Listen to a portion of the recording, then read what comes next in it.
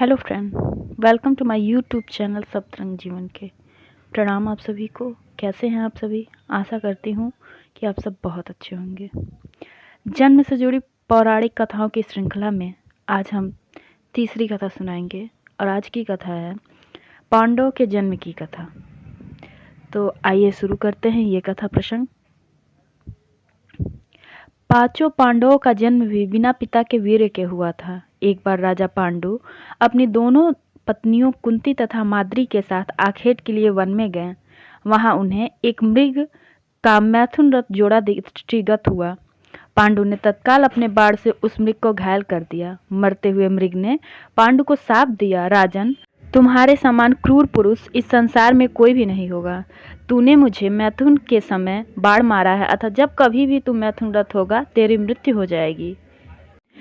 इस शाप से पांडु अत्यंत दुखी हुए और अपनी रानियों से बोले, हे देवियों, अब मैं अपनी समस्त वासनाओं का त्याग करके इस वन में ही रहूंगा। तुम लोग हस्तिनापुर लौट जाओ। उनके वचनों को सुनकर दोनों रानियों ने दुखी होकर कहा, नाथ, हम आपके बिना एक क्षण भी जीवित नहीं रह सकती। आप हमें भी वन में अपने साथ रखने की कृपा कीजिए। पांडु ने उनके अनुरोध को स्वीकार कर उन्हें वन में अपने साथ रहने की अनुमति दे दी। इसी दौरान राजा पांडु ने अमावस्या के दिन ऋषि मुनियों को ब्रह्मा जी के दर्शन के लिए जाते हुए देखा।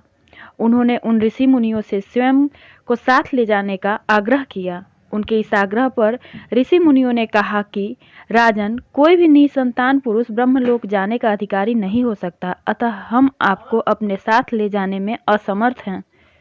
ऋषि मुनियों की बात सुनकर पांडु अपनी पत्नी से बोले, हे कुंती, मेरा जन्म लेना ही वृथा हो रहा है, क्योंकि संतानहीन व्यक्ति पितृ ऋण, ऋषि ऋण, देव ऋण तथा मनुष्य ऋण से मुक्त नहीं पा सकता।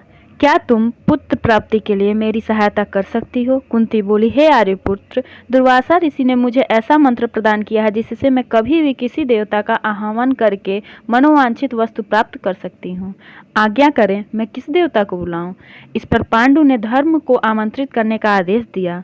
धर्म ने कुंती को पुत्र प्रदान किया जिसका नाम युधिष्ठिर रखा गया। कालांतर में पांडु ने कुंती को पुनः 2 बार वायुदेव तथा इंद्रदेव को आमंत्रित करने की आज्ञा दी।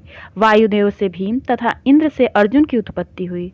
तत्पश्चात पांडु की आज्ञा से कुंती ने माद्री को उस मंत्र की दीक्षा दी।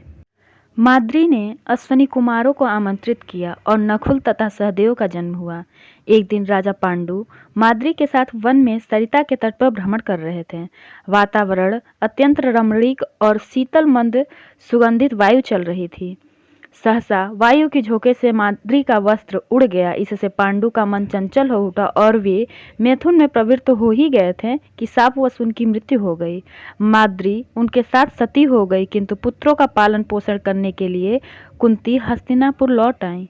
तो दोस्तों, आशा करती हूँ कि ये प्रसंग आप सभी भक्तों को पसंद आएगा। अगर पसंद आए तो मुझे कमेंट सेक्शन में कमेंट करके ज़रूर बताएं। इस श्रृंखला की और भी वीडियोस के लिए मेरे साथ बने रहें। And thank you for watching my video on my YouTube channel. Keep smiling. Please like, share and subscribe my channel. मेरी और भी ऐसी वीडियोस के लिए बने रहिए मेरे चैनल सप्तरंग जीवन के साथ। Thank you.